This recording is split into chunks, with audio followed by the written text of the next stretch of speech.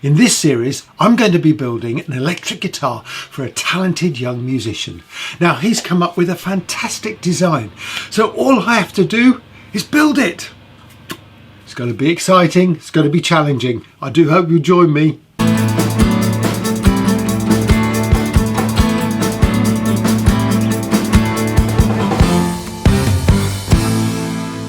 Now it's time to get the frets in this guitar neck. So I've got the guitar neck clamped up in my neck vise. I've put out a selection of tools that I'm going to use to do the fretting.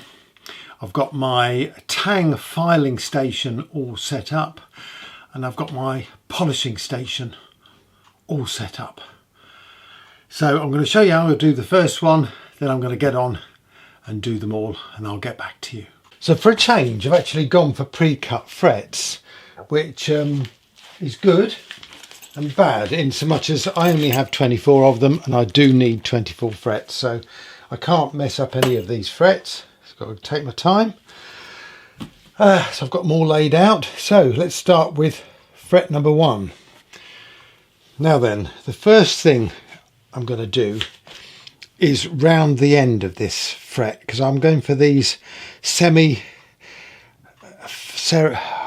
can't even say it, hemispherical frets, which means I round the end before I bang them in. So given that this is already cut to size, I'm going to round that end, take the tang off and then cut it to size. Now the fretboard's got binding, so I need to take a little bit of the tang off, and I'm going to do that in my little jig here.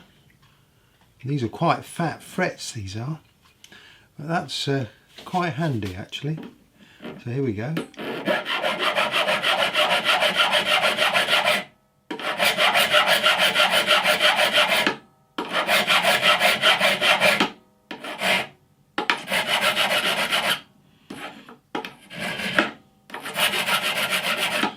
So I'll just take that tang right off, pull that out. Now what I want to do is round this end, and to do that I can put it back into this little jig like so, and I'm going to use this fret crowning file to put the little spherical end on, and to do that it's just a question of working round gently with the file.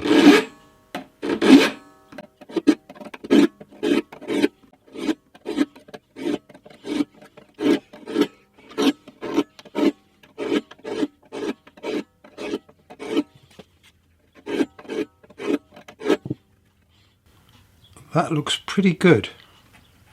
Now, as luck would have it, these frets pretty much match the radius of the neck, which is 14 inches.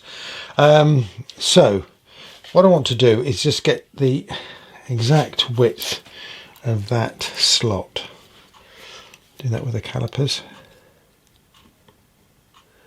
Go from there to there.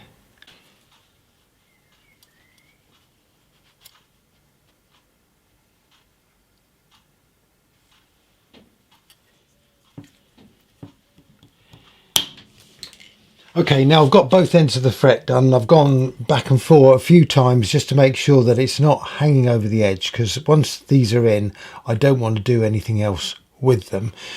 So these have got sort of very rough edges, ends on them. So now I need to tidy that up. So first things first, I get the fret in this little clamp that I've got. I'm going to have to move it to one side a minute.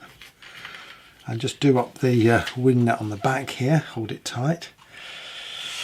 Now I've got some 400 grit paper, so I'm going to rub over there and get that nice smooth end.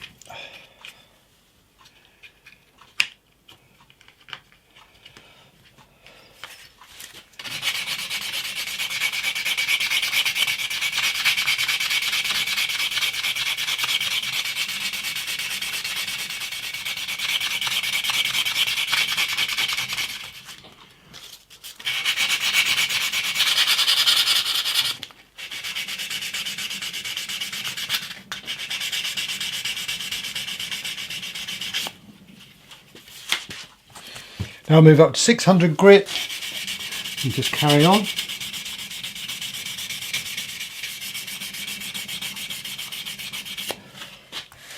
1200, and finally a polish with a Dremel.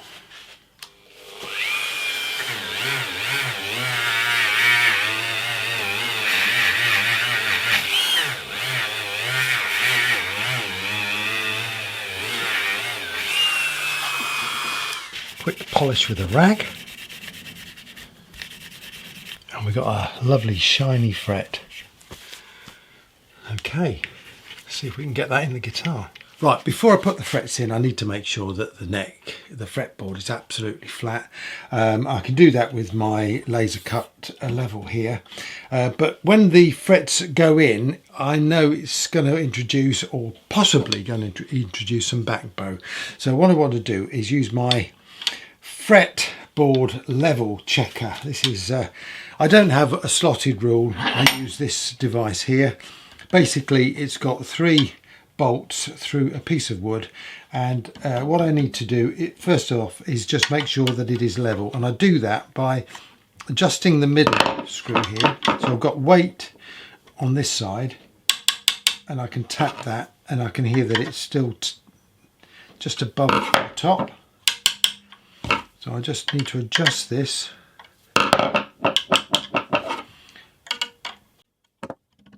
There's no taps anywhere.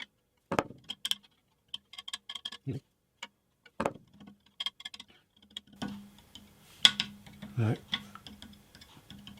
That's pretty good. I'll now position this gently on the neck. I can see if it's flat, and that's nice and flat. So I'm going to leave that to one side and get on with the frets. Now I'm just going to check that it is clear inside that slot, because there could have been some crud in there. Looks reasonable.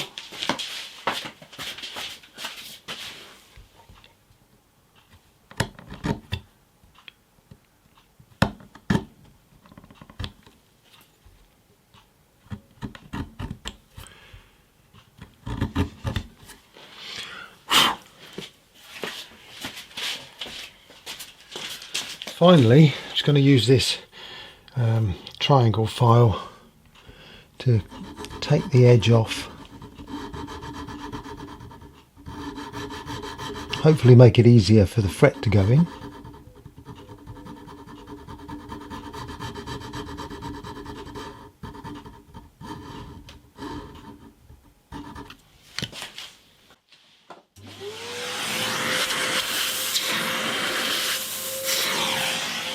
Now we come to the really scary part. I've got to tap this fret in, and this is the first fret I'm doing, and usually it takes me about 3 or 4 frets before I get into the swing of this and do it properly. So don't hold your breath. Just slightly worried, these are very thick frets, these, and yeah, don't want them jumping out of the slot. I'm not going to put any glue in the slot because these are going to go in really tight.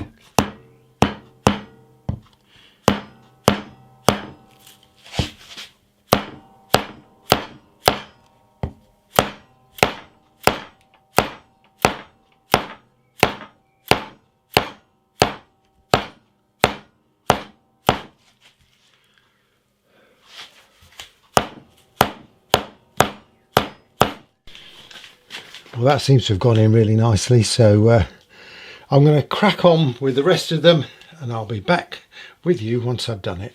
Well, I thought I'd give you a quick update. It's now about 4:30 in the afternoon, and I've got 11 frets in. Beg your pardon, I've got 12 frets in. No, I've got 11. I'm doing the 12th. Yeah, it's about 15 minutes per fret, but I think it's worth it. It's looking really good. just want to give a shout out to Daisy Tempest, whose technique I'm using in doing these frets. I was watching a great video from her this morning. I understand she's moved from her tree house in the Australian jungle to somewhere else, which is a shame because that was a great venue for making guitars. Anyway, yeah, thanks Daisy. This is a really great technique and the frets look brilliant. Right, I'm back in the workshop on a really hot day and just been out for a bike ride and did a personal best racing up to the speed sign at the next village, up a slight incline. Actually got 16 miles an hour, which for me is pretty good. And you know what, you need to keep this exercise to do this guitar building.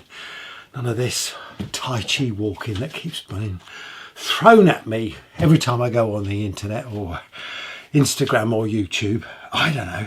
A bit of bike riding and guitar making is all you need. Anyway, I got 16 frets done yesterday. I've got 8 more to do. I've now switched the neck round in the vise. I'm holding up by the headstock and I just need to do the dusty end of the fretboard.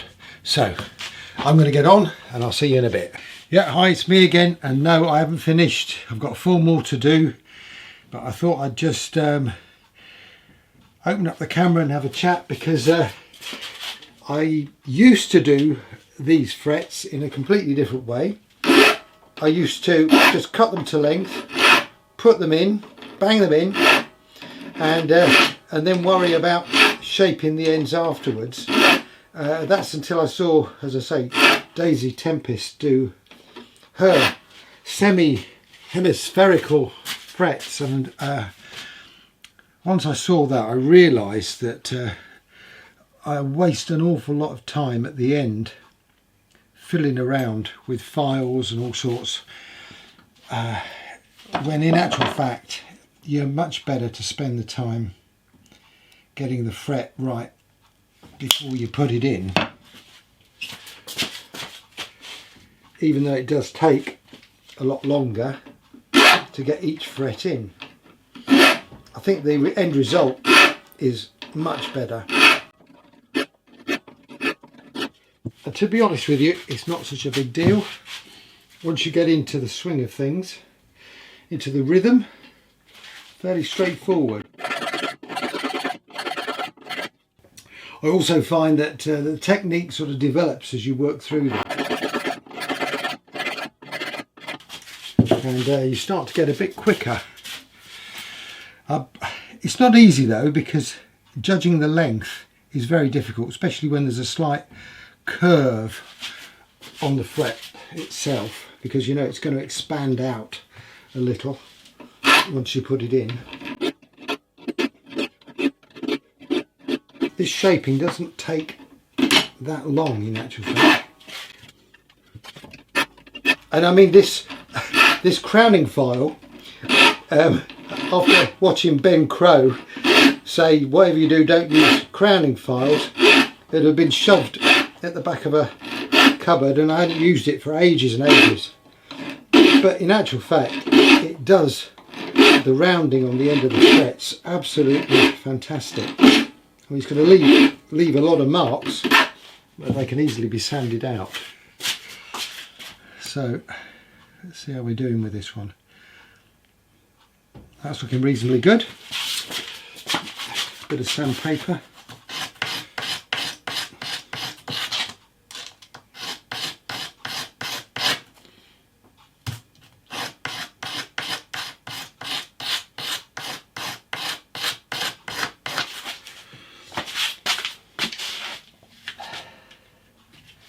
Put it down in the fret vise. 400 grit, 600 grit. I'm not boring you with the whole sanding process. I'll probably spend a couple of minutes on each one. 1200. These pads, nothing special with these, they're just that rubber flooring you can buy and just a bit of wet and dry stuck on with some double-sided tape. So it does the job.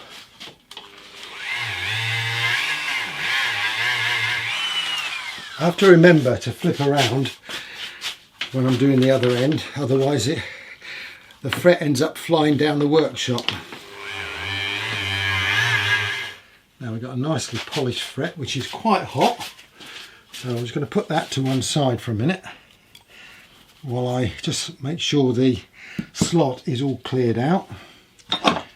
And I'm using just a bit of hacksaw blade stuck into a piece of wood to do this.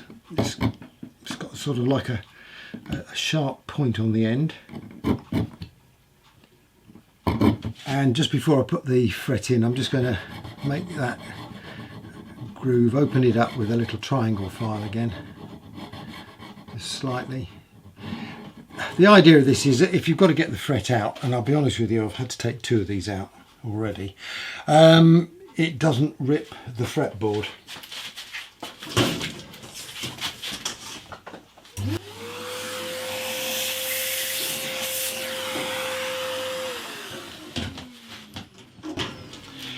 Yeah, you might have guessed that me doing this without getting anything messed up is almost an impossibility. And yeah, I've had a couple of little close calls, let's put it that way.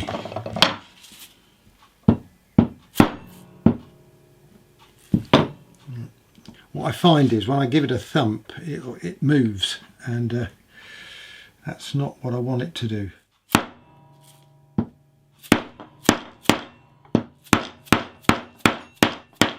I really am giving it a good old thump.